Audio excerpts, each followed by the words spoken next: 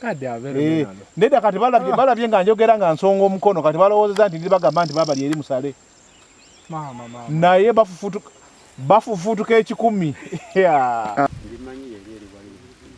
naye beeramu abantu eri awali amanyeni ffe twagira nga obiraba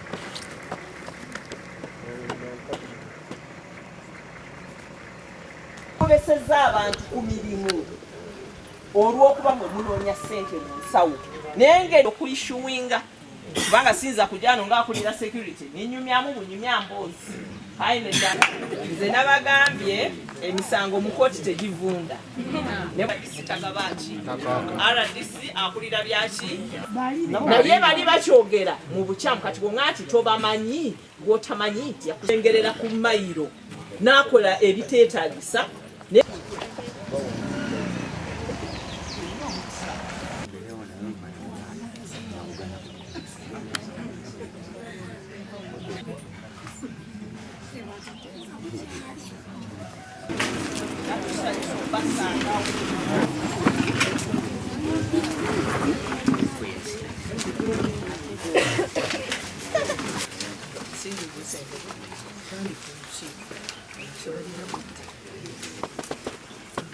basebo ne banyabo nsanyusa okubalaba mwebale kujja mu byokwerinda tusanyusa okubalaba tusiima emirimu gye mutina sebo madamu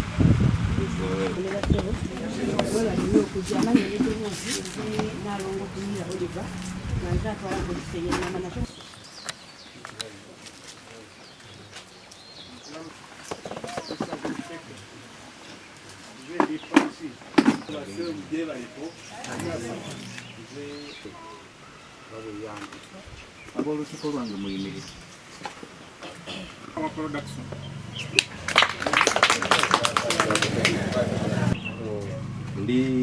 ndi wa mawulire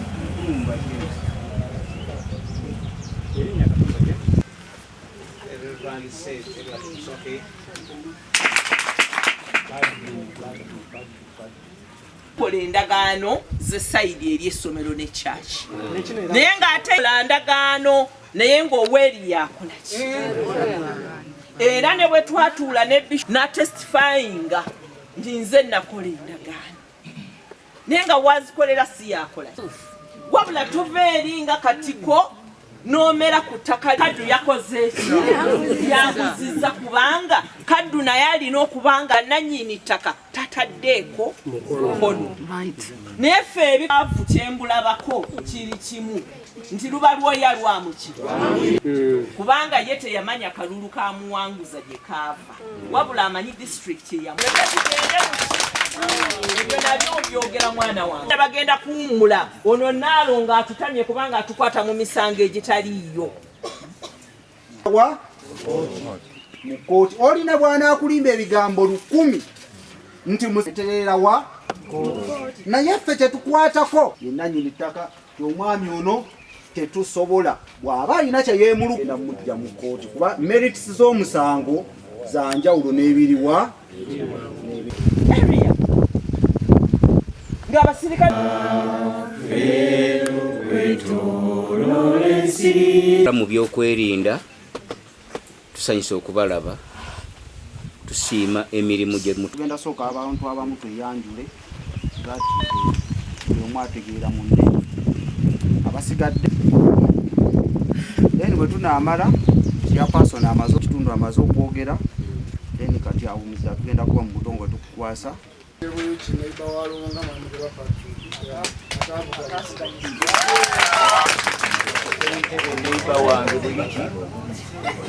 Gamba omwana anvuga nti naye kyewuunyisa nina ettaka gye simanyi n'ekkubo lye bakwata ery'ettaka lye bampa sirikola ki sirimanyi naye ng'ebyo byonna biri mu ggwanga omulundi ki tetusobola kuba na bakyapasoni b'ekyalo babiri omulundi ki tetusobola kuba na basente bya yanziza nnyo omulimu guno gw'otukoledde ekyamazima ekyalo kyaffe kino ng'omukyalo oli owa anti-corruption council bwannyonnyodde okuva mu mwezi gw'11 ekyalo kino kyatabuka ate ne tujja tufuna obuzibu obwaliwo mu ssaawa y'okulonda wano kuba tufudde mabega nga tujja tulwanagana n'abasajja abutulaajana naye ng'omukulu ssentebe oyo atugamba kimu ne bwe tunaagenda ennama poliisi ennama eri mu nkwawaze DPC mukono police station ye mukono bali mu nkwawaze RDC gwe kennyini nti ne bwe tunagenda tetulina kye tugenda funa tulina kye tugenda kuyambibwa nti mwenna muli ki mu nkwawaze ng'alina omwami oli atudde ku ntebe oyo oyo ayimiridde oyo baatucyankalanya mu kalulu wano okulonda akalulu k'abasentebe ne baleeta bajja ne tiya gaasi nga bamulina amajambiya bajja n'emmotoka zaabwe nga mubatadde emiggo chairman oyo nga bwasituka n'agenda timu yaabwe yali wali nga bayimiridde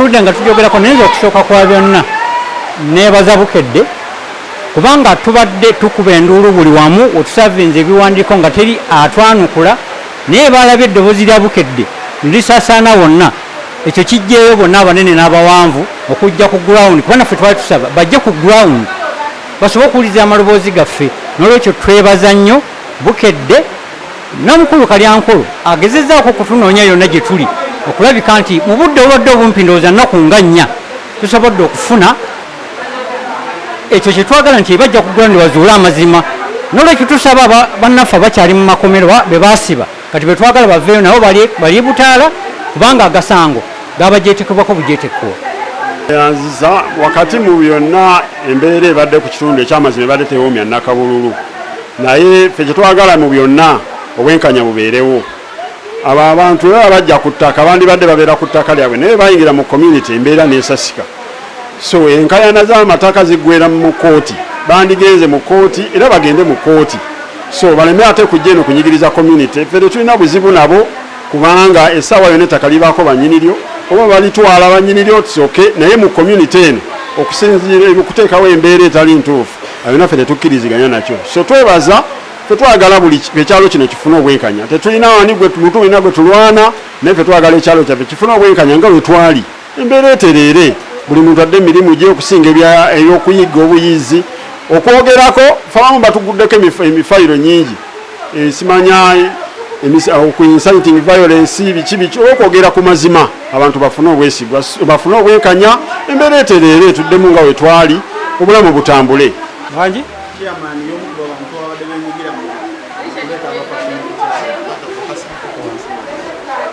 nnyo okulaba nga nasabye obwenkanya namawulire ono twaliko naye last week nga tusaba nga nze omu kubasaba obwenkanya ku kyalo kino era ntuusa okwebaza kwange eri RDC ne DPC ne ttiimu yaabwe yonna batuwadde obwenkanya olunaku lwolwaleero kyamaani waffe oyo y'omu abadde atabangula ekyalo kyaffe era y'omu abadde aleeta akulembera ttiimu z'abafakini betumanyi ne betutamanyi okukuba n'emivuyo gyonna wamu n'okutemula ekyalo bibadde bikulemberwa kyamaani tatukoze bulungi twawangula akalulu n'atubba ne tusirika naye twafuna munnamawulire yatuyamba ne tugenda mu kamera twasabye obwenkanya RDC ne ttiimu ye tubeebaza nnyo mwebale nnyo mwebale ddala muze ne mutuwa obwenkanya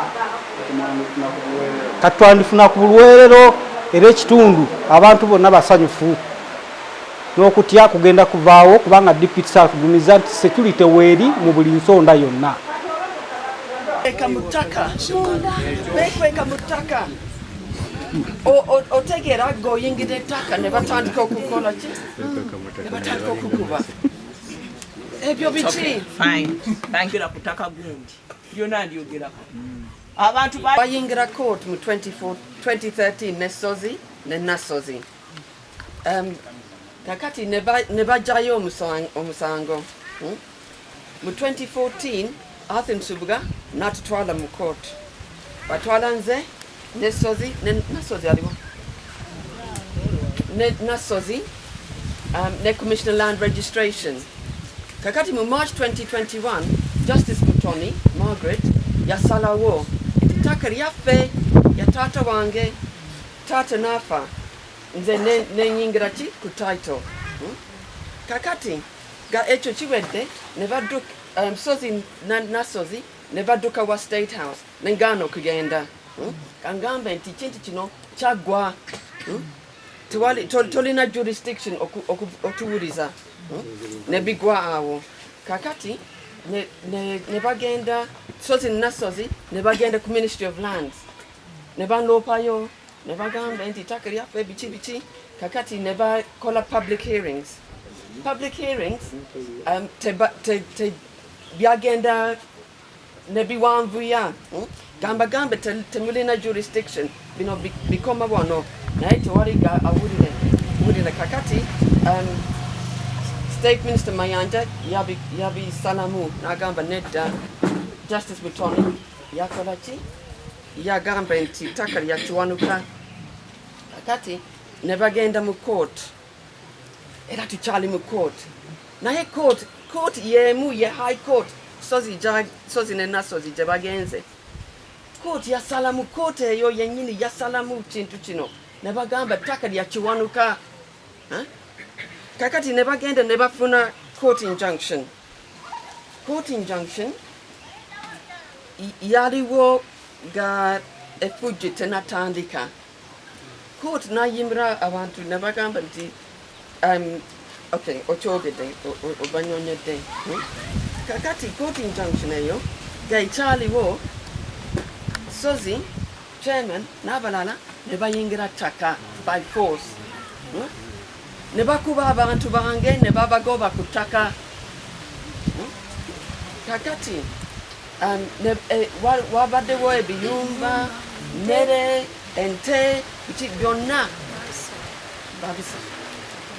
ebintu byonna biri down okay? So eriyo case gye wabataddeko nedda tewali case gye nakola yali mu anti-corruption kubanga mu court mbadde ngezako okubangamba nti ekintu kino Justice Mutono yasalawo yakumaliriza the same court naye tewali awulira nembaleka sisobola twala musango awo kubanga tewali awulira nengenda wa anti-corruption ne banyamba kakati nga bamaze okuteeka ebintu byonna wansi ne batandika okukola grading ne basala mu ttaka ne basala mu plots yes ne basala biti byonna ne batandika okutunda ne bateekako aba kifeesi tebatukiriza okuyingira ttaka lyaffe tebatukiriza bakuba abantu baffe era evidences ezimu tuzirina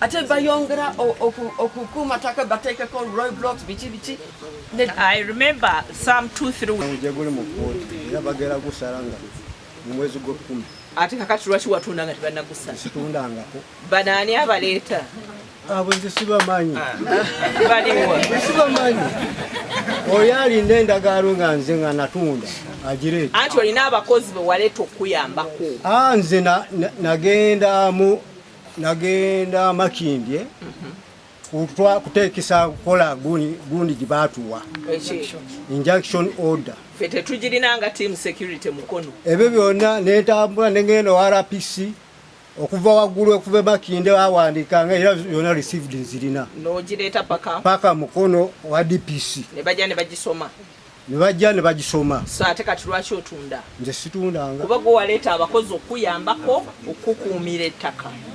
Nze sireetanga ku muntu awo akuuma ttaka. Tusangawo bonna tukwate bakwate.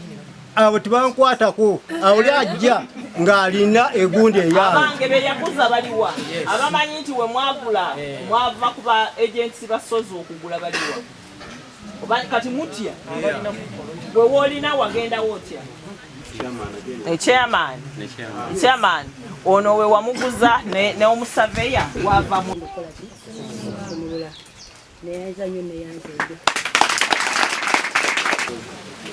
Saveya yajja n'aweebwa omulimu. Ng'ani agumuwa?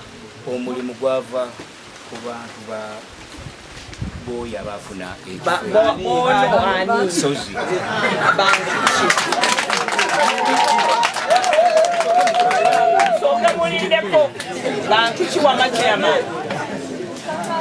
Abantu abali ku ttako sozi be yatuuzaako baleeta saveya era be bapimirako ono omugabo gwa saveya. Njagala tubeere open. Madamu Aladisi. Nedda leka nzireyo olabika totegere kyembuuzizza. Abantu sozi be yawa omulimu ne baleeta abasaveya okubakolera. Be baani be wakolera endagaano nga bakuza ono? Mpalanyi. Tewaali ssente baamuwa kifo Mpalanyi Saveya. Awala we wagula. Wa Mpalanyi waani? Ye yatunda ku mugabo. Awalala wa Katabi. Katabi yaani? Katabi naye y'omu ku bantu. Chairman, njagala ombulireyo abantu. Lidako, njagala ombulireyo abantu. Sozi baakuwadde ng'abakwasiza okumuyamba ku ttaka. Waliwo Haji Adamu. Haji Adamu ki? Wakuze. Haji Adamu wakuze. Mbulirayo owookubiri. Ne Kayongo Boniface. Kayongo Boniface, mbulirayo owookusatu. Okuleka Mpalanyi kati obuzaayo babiri. Kati bebo kubanga bebo madamu nze nkunnyonnyola nze era sinawakana bali tobadda nze nkubuuziza kakati madamu gabana ekitundu ekikoleddwako emirimu gyani okwava ettabi ono yagabana kuva wasozi Haji Adamu oli gwe yawa omulimu. Kakati omusango guno wategerako nti gwaggwa mu kooti kubanga oli noono bali mu kooti. Kyetwasindika DPC ne CID okusoma ku ground yali ekiwandiiko kya kooti ekiyimiriza okutunda n'okutunda paka ng'omusango guwedde mu kooti. Nza wabujjawa ng'ate bwe twali tusoma ekyo ono twamuyita n'abeera ku ground. I think that is the process. We've never read any court order. Ate ono gy'ayogerako sozi agijjawa. Because for me, I don't have any court orders. No,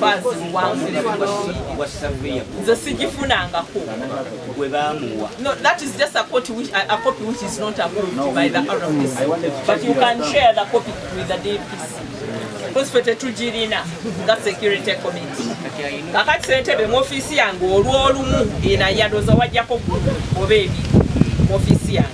Waliyo nyinyonyoddeko ku nsonga za Stella ne Sozi ofisi yange. Ofisi yo mbadde nzijayo mu nsonga ndala ez'abantu abalanga polisi ne twali mu ya Major Matovu. You see? Major Matovu from 2014 gye yali in 2014 before even omu yekka mu mukono ne bw'obaani akugamba nti ekyo kyokola si kituufu. Era ali omu yekka mu mukono muno akugamba nti mwe muli bafakini musuza abantu kutebuuki. Abamu nno RDC baali bamanyi mbu nange ndi mufakini. Naye abantu balunga bano waliwo RDC omu yali awo yali deputy wo yampita mu office n'angamba ne bwana Dickson tunoonyeza amapoloti g'eggombolola y'Ennama yonna lwaki eby'ettaka tetubikulabamu. Lwakuba ekizibu Dickson ky'oyina ate abamu ku beeyita bakwano bo abatambula naawe tubibalabamu. Kakati ate ne bajjukira luli olugero nti mbulira b'oyita nabo nkubuulira eki naye abo abamu abantu tetuli nabo mbuno lwakuba twagala bye bakola, tuli nabo babuulira nti kyemukola si kituufu. Nze afanda RDC lino ettaka lye bagamba bano abantu bwe babuuza siririnnyangako wadde olunaku naye ndimanyi nti weeriri, era bukyampitamu ne mu kalulu kino ekyalo sijjangako naye nga neewala kungatta mu bintu byesikola ki. Abantu abasuza ku bantu kutebuukye bassebo ne bannyabwe, eno ye message esembayo. Mumanye nti waliwo gavumenti eya Uganda ekulirwa General Yoweri Kaguta Museveni. Eno gavumenti gye njogerako yesobola okuba abayeekera bakkoni ne bamalawo. Bw'oli eno luwunga, oli mufakkini, oyambadde engatto z'abakazi, oli musajja ez'akakaaga ezisiba muno obuguwa, osuza abantu kutebuukole ki? Bassebo ne bannyabe, eno gavumenti yakabeerawo emyaka 4 ng'ekuba abayeekera ne baggwawo. Akati gwe yeeyita omufakkini, osanga abakazi obakuba, abasajja obabbako amasimu, gavumenti eno egenda kukukwatako. Ekyokubiri, buno obukulembeze obwazze obwannamasibwe buli obubadde bumukubya byayi ng'abafakkini bagabana n'abakulembeze ettaka. Nze saagala ttaka. Ebyenjagala mu nsi temuli ki? Temuli ttaka. Ninawo muganda wange wano toli yafiirwa sente nnyingi nnyawo, naye nga ne sente zaafiirwa ye collateral damage. Collateral damage mukimanyi? Bayinza oba bazze kutta RDC wano gwe bazze okkuba amasasi, nange ne bankubiramu ne musongo olw'okuba tubadde kumpi naki nga ffe tebitukola ki. Kyobola RDC alambise bulungi n'agamba ensonga z'abalandiroodi ba Kalina e Kampala fe abakubi b'engatto zitukwatako kitini, tusigala tukuba ngatto zaffe azilonga azi tewali atutakudde, naye bw'otutakula bitukwatako. Bw'otutakula bikola ki?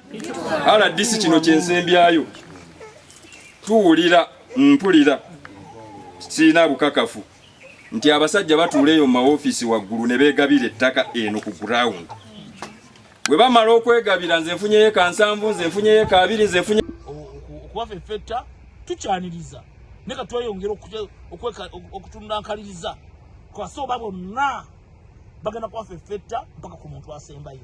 Ekiraba nga tekikoleddwa kijja kutuleetera ate okulowooza nti oba oli azaako ebikolobero bingi ebyokuggala amakubo ng'oggyeko ebyokuwamba amataka g'abantu bateekako ebibanja, babadde baggala amakubo, bakuba abantu pavers, nga bw'omala okuyitawo osooka bbawa ssente. Kye baatukola mu kalulu abafakkini abo buli wamu bagenda bateekawo omu baagala okubba ettaka, era bachairmaani bangi babadde batigomya kati be bachairmaani b'ebyalo. Bw'otuukaawo ennama bonna balina wano emisango wano, naye kati be bachairmaani b'ebyalo abateekebwawo ne babalangirira mu mancoolo. So ne bachairmaani bonna kati tubateekeko enkaliriza, kubanga ebikolwa byabwe bya bubbi, bya bwakkondo, babadde bakolagana n'ababbi, kati ate bali mu buyinza bugenda kubula asala bungi nnyo ekyabafakkini. Kati ne tumutwala mu kkooti endala gye tutalinaako ki oyinza etali mu mukono ey'empigi. Bwe yatuuka empigi n'ababuzaabuza, kwe kumulaba nga yakola ki, yakomawo. Naye ffe tetuwummula lwakuba ebintu byaffe engeri tulikolamu nga mukono tetukolera nnyo muki mpola, naye nga kyetuliko tuli ku kishuwa. Era obutabanko bwe mulaba essaawa eno awo we bukola ki, ekinyusi bwe kiri. Naye tumugamba ekintu kimu, mwabali wano mumanyi Ivan Musambwa, mugambe nti omusajja yagambye nti lokoka, kubanga ffenna Yesu akola ki, akola atya? Bw'anaaba talokose, bw'anaaba Ivan Musambwa talokose, akole ki? Bw'anaaba talokose, chairman Ivan Musambwa bw'anaaba talokose, tetumumanyi afaana akole ki? Ne baakolagana nabo baseeka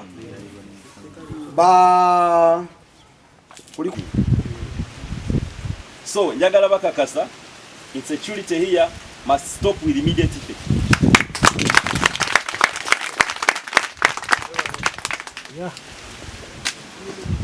As we are here already ntandise okusindika tiimu zange eziri mu field naze n'abasirikale bangi oyinza kutulaba wana bali wano naye ku ground waliwo bangi aba intelligence criminal investigations bonna tubali ku ground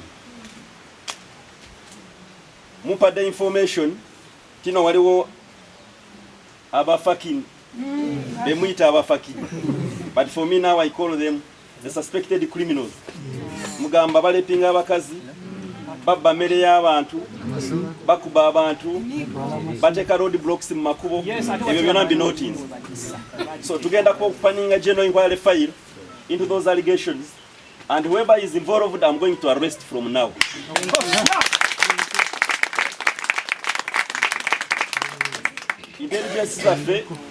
Intelligence yaffe ku ground tuze nakulira head of JIC Joint Intelligence Committee ye diso owe mukono District Crime Intelligence tumulina n'abalabo tukola nabo bona wiki we bali ku ground so njagala bategeeza nti team ya intelligence weri ku ground information wa intelligence gye batuwa yetugenda ya kufuna team zendala tujja campinga wano paka nga umenye bw'amateeka buli ku zero.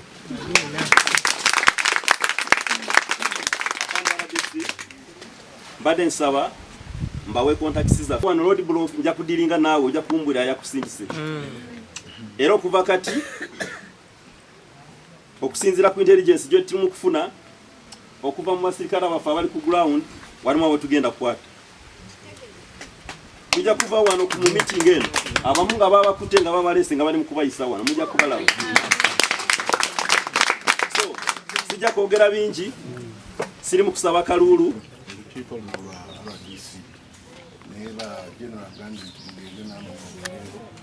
nzize n'abantu babiri ensonga zino za Stella n'ensozi twazingiramu last year okuinvestigatinga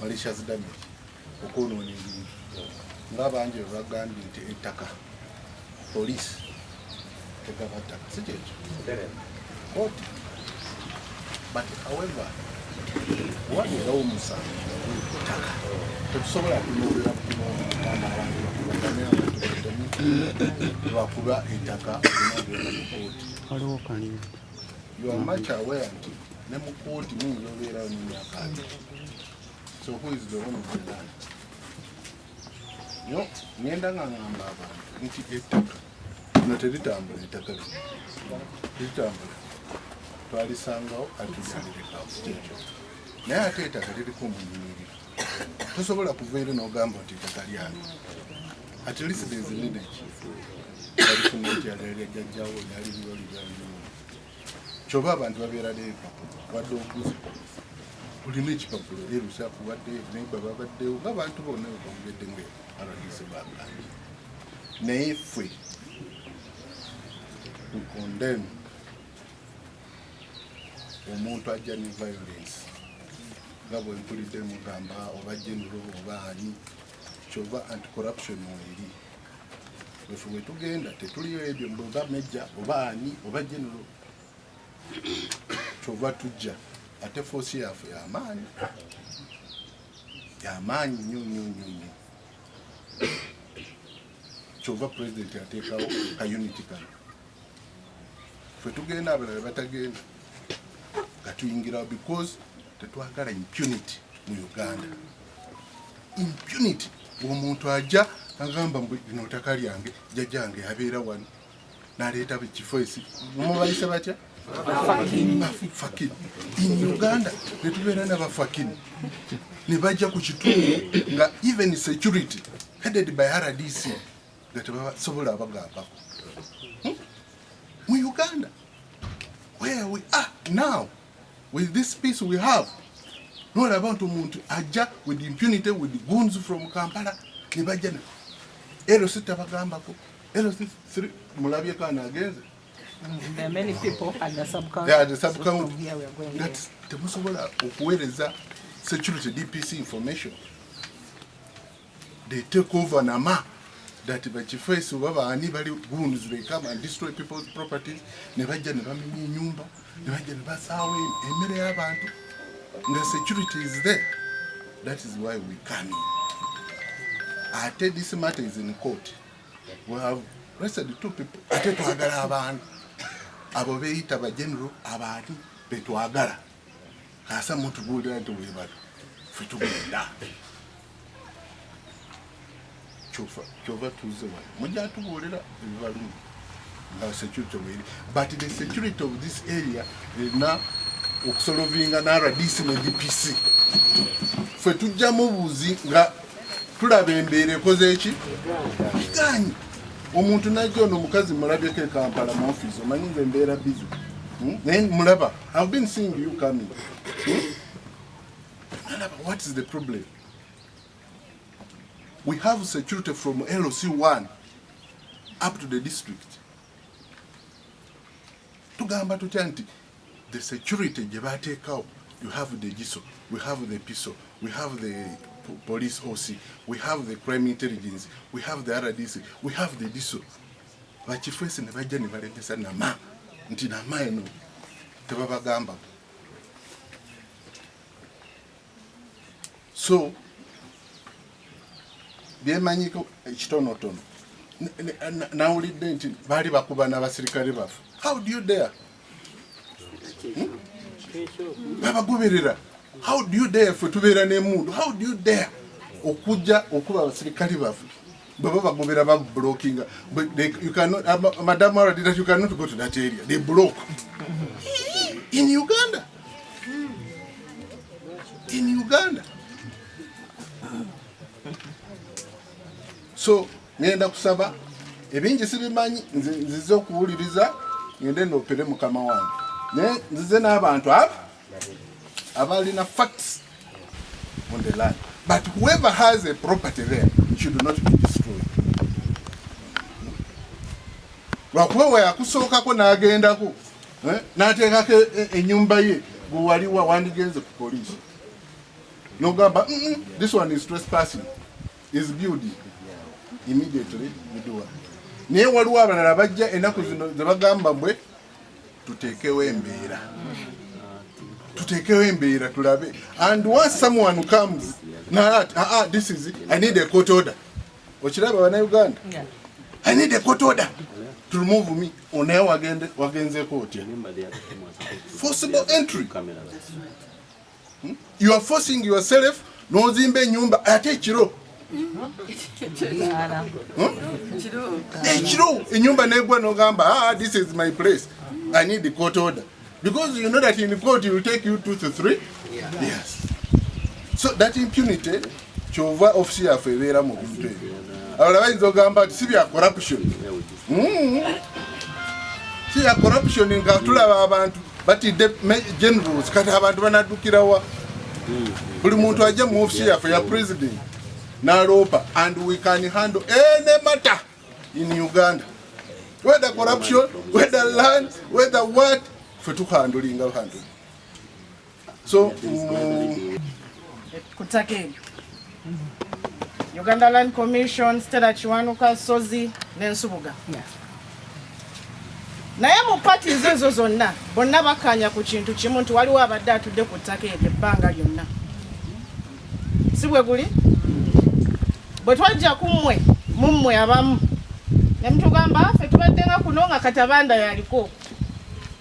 Si bwe kiri? Ensonga Sozi yawaaba omusango mu kkooti era gye guli. Era ffe tubagamba nti kkooti esalewo ani nannyini. Naye ate ggwe ng'ensonga ziri mu kkooti bw'olowooza okujja n'amaanyi ku kifuba oggyeko omuntu abaddeko ekyo kikyamu. LC3 yayogedde ku mwami Toli y'omu ku baafiirwa ebintu ebisinga ku ttaka eryo. Ye kankaaga ez'akasooli kwaliko ennyumba ze baamenya. Ennyumba zonna eziriko kati mpya. Ate abafekini bano si bannama kuba abamu tubakutte be Kampala gye baabajja. Abamu kubaagula ono omwami era naye twamuyita mu ofiisi yaffe. Ate ekisinga okwennyamiza nti endagaano zino zikolebwa mumanyi ensonga eri mu kooti naye chairman gwaziteekako omukono. So ffe kye twagala abamu baadde bagamba State House anti-corruption ekola ki mu nsonga z'ettaka. Banange corruption is wide, fraud nene. Tukwatagana. Fraud is part of corruption. Ate naffe waliwo ensonga ezijje waffe naffe nga tulaba really. Bannaffe ku ground beetaagamu ki? Support. Guno si gwe gusoose twakikolako ne tukolera bamwera ne RDC eri ewabanoba. Ku ttaka ly'omukiwala. Mukirangira. Kyekimu kye tulaba wano nti the impunity is too much. RDC twali wano recently. Bakifeesa abo ne bajja nga batugoberera. N'ebijambiya n'amayinja. So I can only imagine abatuuze nga mmwe kye muliko. Kuba olaba ffe bajja batugoberera. Yeah? The level of impunity is too much. So nga bwe tulinda kooti olwaleero sisobola kujja ne mmenya ennyumba y'oyo omwami olw'okuba ngamba owange. Era bwe mba ngenze mu kooti ninda kooti kyekola ki? Kyenaagamba. So buli muntu yali mu kobaana eryo ery'okwonoona ebintu by'abantu bonna tubanoonya. Abamu already twabatwala mu kooti, abalala tukyabanoonya. Era RDC nze ngenda kusaba nti wetumala olukiiko luno twogereko ne mwami Sozi ne chairman, kuba already investigations tulina tuzituusizza, nabo bajje batunyonyola ku nsonga zino. Naye tetugenda kutuula ng'abantu batemagana, ng'abantu babbibwako ebyabwe. Tutuule emikono tugizinge. Ate ne bana abalowooza nti nzije nkuggyeko ku kifuba then nkugambe gwe genda mu kooti. Nedda. Emirembe gibaddengawo kuba zino ensonga si zaakatandika. Ebintu byabwe bibaddewo kuva dda. Naye lwaki tewabaddewo okulwanagana kuno? Kutandise mu November last year. Lwe baleeta abantu abo ku ttaka. So bonna abakirimu bonna tugenda batwala mu kooti. Injunction gye baafuna gye bagenze ba misinterpretinga. Injunction yali very clear. Egamba Kiwanuka totunda tosinga ttaka lino mu banka, and rightly so. Kuba Kiwanuka yali ku kyapa. Kiwanuka yabadde atudde ku ttaka. Era okuprotectinga bano abalala abakeeyana bagamba Kiwanuka nga tukyali mu kooti tokola bino wammanga. Naye ate ekyewuunyisa abagenda mu kooti ofuna obwenkanya ate be baleeta baki? Bakifeesi. Feeses ezimu eziri wano ze ziri mu ttaka erya bayitayo batya Lakland omwali the late Wali team law and order. Ntegeerekese ffe tugenda ku cleaninga buli kiramu. Tugenda cleaninga buli kiramu. Mwansanyusiza bwe mwagambye embumbogola naye sikola. Yes, there is someone gwe mwakukinze. Nagamba RDC abogola ku mikolo naye takola. Nengamba it is okay. Kale obambadde sikola nze nyambala kali smart. Naye waliwo abambala uniform ya mwenye muweera omusolo. Era mpise nabo sireseyo wadde n'obu. DPC mulina osinalongo mulina na osimbalala mbalina. Kati tewali nsonga yonna gye mugenda tuwa. Ebaganye cleaninga luwunga ne namasabu kaunti okugwamu abafakini with no excuse. No matter oba omufakini ye mutiibwa nkuwaddeyo. Bamutwale. Oba omufakini ye kansala bamutwale. Oba omufakini ye ssentebe bamukole ki? Abantu basobole okuzaala. Kubanga President Museveni yaleeta eddembe lino abantu bakole emirimu gyabwe. President yaleeta eddembe abantu babeere nga balima emmwanyi ku bibanja byabwe n'ettaka lyabwe. Abagagga n'abagagga we bakaayanira ffe abaavu tetulina kubonaabona. olwaleero ku ttaka lino erikayanya bano tewali agenda kuwa busuulu kubanga nze simanyi oba Stella ye mutuufu oba Sozi ye mutuufu. Ntegeerekese aliva mu kooti nga ye mutuufu n'aleeta judgment ya kooti n'aleeta court order ne basazaamu ekyapa ekikyamu ne batulaga nti kino kyekituufu. We shall come as team security tumubanjulire tubagane nti okuva n'olwaleero muwa obuki abo abaliba basengako mu butuufu. Ngenda kuwa ekyokulabirako ekisembayo mpe security ku kintu insecurity enirunga naye nga yakulira security matters. Okiraba tayogerangako ku insecurity yonna eri wano. Era nze nkugamba afande Lumala tekibeerangawo konti Luwunga erina insecurity. Ensonga lwaki simanyi I've moved the district 610 villages zonna nzigenzeemu tewaliwo insecurity ebadde Luwunga apart from the connivance of you and the people you've mentioned. And I'm not here to spare anyone because so I'm tasking the DPS and his team okujja okunoonya buli muntu yenna ali mu ttaka eryo oba mutuufu oba mukyamu should be arrested. Buli muntu yenna oba mutuufu oba mukyamu alina okukwatibwa. Nsaba Stella Kiwanuka okupresentinga court order gy'alina injunction order to the DPC ojja mugaidinga ku procedure ya court order etambule mu makubo tugisoma as security committee. You come back on ground or reading the same order because fete tukiriza ati twali tugisomyeko because tetugirina bo bagisaba ne bagifuna ne bagikozesa nga bwe bagikola ki bwe bagyetaaga. So let's share a copy of that order because fete tugirina basobole okujja gisoma tugi owning as district security committee etuyambe okuyimiriza buli muntu yenna. But again I'm ordering you to open up criminal cases on Sozi, on chairperson and their others. Criminal cases is happening because already Bob and Yinibe Basaba injunction order never different, but they are the ones violating the order. So to yimirize bulichi mujukire nti tulina abalala ba complainants bameka naweza mieze emeka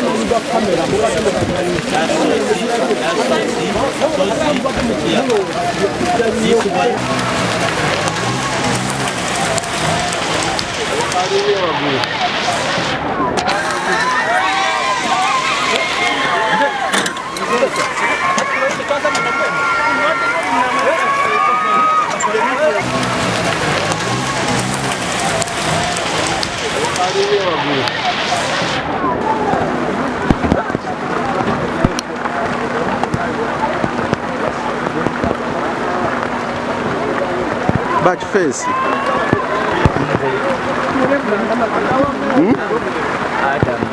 Adam.